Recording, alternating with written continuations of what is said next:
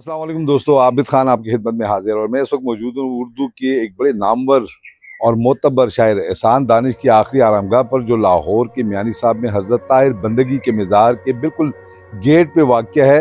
एहसान दानिश और उनके साथ उनके बेटे सलमान दानिश दोनों की कब्रें बिल्कुल साथ साथ वाक़या हैं। एहसान दानिश के जिक्र के बगैर उर्दू अदब की तारीख नामुकम्मल है। गो कि वो आला तालीम याफ्ता तो नहीं थे, सिर्फ 5 जमातें पढ़े हुए थे और इसके अलावा सारी जिंदगी वो मजदूरी करते रहे, मगर इसके बावजूद उन्होंने एक ऐसा अदब तख्लीक किया जो रहती दुनिया तक जिंदा और जावेद रहेगा। एहसान दानिश को मजदूर शायर कहा जाता है क्योंकि उन्होंने सारी जिंदगी मेहनत मजदूरी करके अपना पेट पाला, मगर इसके बावजूद उन्होंने शेर व अदब से अपना नाता बरकरार रखा। उर्दू के मारूफ शायर एहसान दानिश की जिंदगी तलखियों, मसाइब और आलाम और माश के लिए सख्त दौड़ धूप से इबारत है। जिंदगी ने उन्हें जो सिखाया वो उनकी फिक्र और तखय्युल में ढल कर बतौर शायर उनकी वजह शोहरत बना। एहसान दानिश शायर मजदूर कहलाते थे, लेकिन उर्दू ज़बान व अदब में उन्हें एक माहिर लिसानियात, नसर निगार और लुगत नवीस के तौर पर भी पहचाना जाता है। एहसान दानिश ने गुर्बत की गोद में आंख खोली। उन्हें अपनी जिंदगी का पहिया चलाने के लिए मजदूरी भी करनी पड़ी। योमिया उजरत पर भी काम किया, कभी माली बनने और कभी चपड़ासी कासिद की जिम्मेदारी भी निभाई। 2 वक्त की रोटी के लिए उन्हें जो मिला वो काम उन्होंने किया। एक वक्त ऐसा भी आया जब उन्होंने जमादार बनने तक का सोचा और सफाई सुथराई के इस काम से वाबस्ता लोगों की निगरानी और उनसे काम लेने की जिम्मेदारी कबूल करने को तैयार हो गए। एहसान दानिश ने कभी जिंदगी में मेहनत से जी न चुराया और हर किस्म का काम कबूल किया, लेकिन किसी के आगे हाथ न फैलाया। एहसान दानिश एक दरवेश, सिर्फ कनात पसंद और बड़े दिल के मालिक थे। वो मजमूए खूबी थे, पैकर शराफत थे और पुरानी वफादारियों का नमूना थे। एहसान दानिश को अवामी शायर कहा जाता है। वो इंशा पर्दाज भी थे और ज़बान बयान पर उनकी गिरफ्त भी खूब थी। उनका कलाम हर खास व आम में मकबूल हुआ। बिलखसूस उनके इनकलाब आफरीन नगमात और अशार को तहरीर से तकरीर तक मौका की मुनासबत से हर किसी ने बरता। उन्होंने आम आदमी और मजदूर के जज्बात की तर्जुमानी के साथ फितरत और रुमान परवर ख्यालात को भी अपने अशार में समोया। उनका एक शेर मुलाहिजा फरमाइए कि एहसान अपना कोई बुरे वक्त में नहीं, आबाब बेवफा हैं, खुदा बेनियाज है। एहसान दानिश ने किसी तरह मिडल पास किया, लेकिन आगे न पढ़ सके।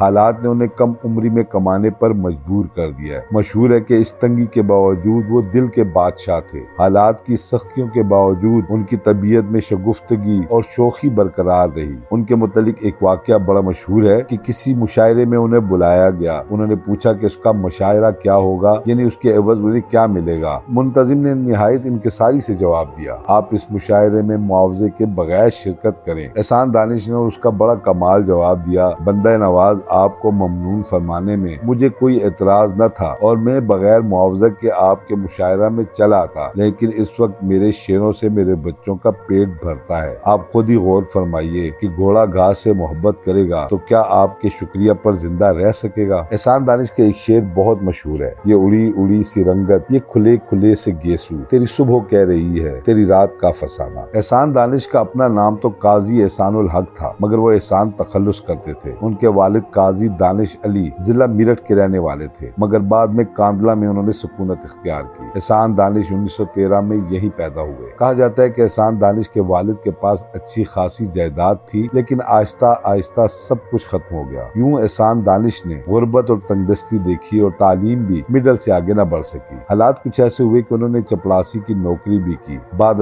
ये नौकरी छोड़कर लाहौर चले आए और यहाँ मेहनत मुशक्कत करने लगे। इन तमाम हालात के बावजूद एहसान दानिश को इल्म हासिल करने और मुतालिया का शौक था। उन्होंने अपना किताबों से रिश्ता नहीं तोड़ा। जो वक्त मिलता वो किताबें पढ़ने में सर्फ करते। कहा जाता है कि जो भी शेरी सलाहियत उनमें पैदा हुई वो किताबें पढ़ने से ही हुई। एहसान दानिश शायर मजदूर थे जो तबकाती कशमकश से बेजार थे। उन्होंने निज़ाम हुकूमत और अदम मसावात के खिलाफ आवाज उठाई। उनकी शायरी में मजदूरों को मुत्तहिद होने, बराबरी और भाईचारगी का दर्स मिलता है। उनकी नजर में शेर व अदब जिंदगी का आईना है, ताहम इसके साथ साथ उनके अशार में प्यार और रुमान भी बहुत बेसाख्ता है। एहसान दानिश की ये गजल देखिए, यूं न मिल मुझसे खफा हो जैसे, साथ चल मौजे सबा हो जैसे, लोग यूं देख के हंस देते हैं तू मुझे भूल गया हो जैसे, जिंदगी बीत रही है दानिश एक बेजुर्म सजा हो जैसे। एहसान दानिश ने यूं तो बहुत सी किताबें तसनीफ की, मगर उनकी खुद नविश सवाने उम्री जवाहान दानिश इल्मी और अदबी हलकों में बेहद मकबूल हुई। इस किताब को न सिर्फ पाकिस्तानी राइटर गिल्ड ने आदमजी अदबी अवार्ड से नवाजा, बल्कि हुकूमत पाकिस्तान ने भी इस पर इनाम दिया। एहसान दानिश की इल्मी और अदबी खिदमात पर पाकिस्तान ने शायर मजदूर को सितारे इम्तियाज और निशान इम्तियाज अता किए। एक अजीम शायर